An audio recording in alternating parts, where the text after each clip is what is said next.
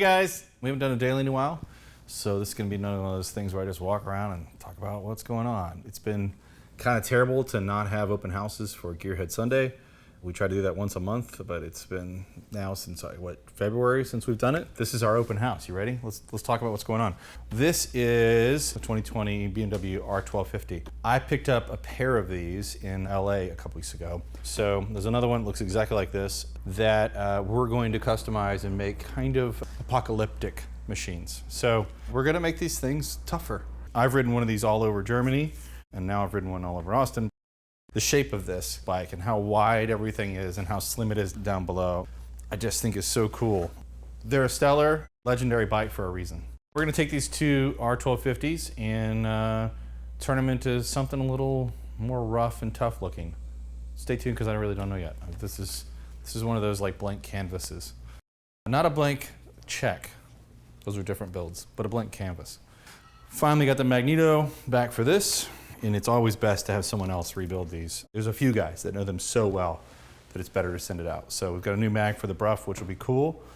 If you guys haven't seen the fuse at this level, because we always had it up on a bench, it looks really, really cool. The bodywork is coming along. We talked about that we've decided that we're gonna build a new complete set of bodywork for it, and it's coming along. I don't have it to show you yet, but trust me, it's definitely gonna be a better piece. In here, furthermore, we've got that Vincent that we'd had some troubles with. Turned out that the magneto on this was one that belonged to an AJS twin that someone had adapted, changed the serial numbers on, and tried to make it work on a Vincent. Our guess is that it never worked correctly, and we couldn't get it to work or run correctly here either. We sent the magneto off to England to a guy there that we know that's really, really well-versed, who explained the riddle, which was wrong magneto housing.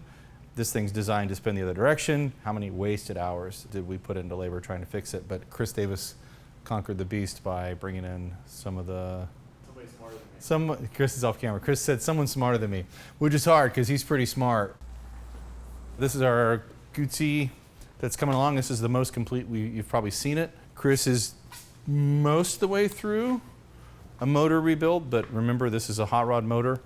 It's pretty close. We've had some challenges with getting the proper pistons for the setup that he's done, but it's going to be a screamer when it's finished.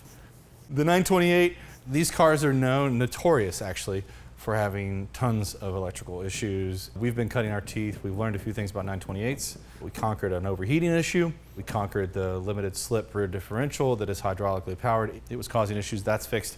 These cars all had an issue where the tachometer, speedometer, and fuel gauge would just turn off and then come back on for no reason. It took 3 different tries to getting the dash apart, fixing ground wires, and dealing with old wiring. Even though this is the most modern 928 because it's a 93 GTS, still some pretty significant issues, even with only 40,000 miles that are on this car. But we've put all new suspension on it, changed the ride height, tightened it up. It feels really nice now. Just 4 carburetors chilling over here on the bench. Did you rebuild these? In the middle of it. You're in the middle of it because they look brand new. They look really nice. Yep, they're on the clean side. They look good. Jason's working on a sweet VFR. This is a GPC 600R that we restored for a client and a good friend. It doesn't look done, but it's really, really close. I screwed up on some of the paint line on this because it took so long to get to it. We may have to redo a bit of this, but anyway, it's been redone. It's looking really, really good. It's close, really close. Let's keep going.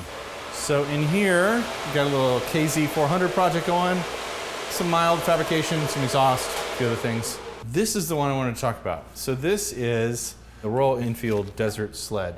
Long story short, and honestly, I get confused when I tell the story or even think about it. Through a series of mishaps, we have now rebuilt this bike, meaning constructed it with a different frame and a different motor 3 times. None of those issues were because of the build quality of what we did or the build quality of Royal Enfield, meaning the motors were fine, the frame was fine, the bike performed perfectly in the LA to Barstow race, but because of some import problems and registration problems regarding bringing a prototype bike into the States, you only have a certain amount of time. They wanted to keep it here and keep it in the States, so therefore some swapping had to go on, and by that I mean taking our parts and putting them on a different motorcycle. So all the custom pieces that we built, including the rear hoop, had to be re-established. Anyway, so the Desert Sled Royal Enfield is being rebuilt for the 3rd time, and we'll get to ride it. It'll be like a new motorcycle again, I guess. That's the Continental GT. We took a bike like this, or the standard version of this, and turned it into the Desert Sled. And then, you know, we should roll through here. This is the colossal amount of work going on in the web store. There's 4 guys that work back here, 4 guys. And they're having to put out sometimes hundreds of orders a day right now. So the volume of orders coming through during COVID is great. We want all you guys to build your bikes right now. If you're at home, now's the time to hone your skills. Now's the time to learn, you know, up the ante, become a better builder. Get your hands dirty. Later, I gotta go back to work.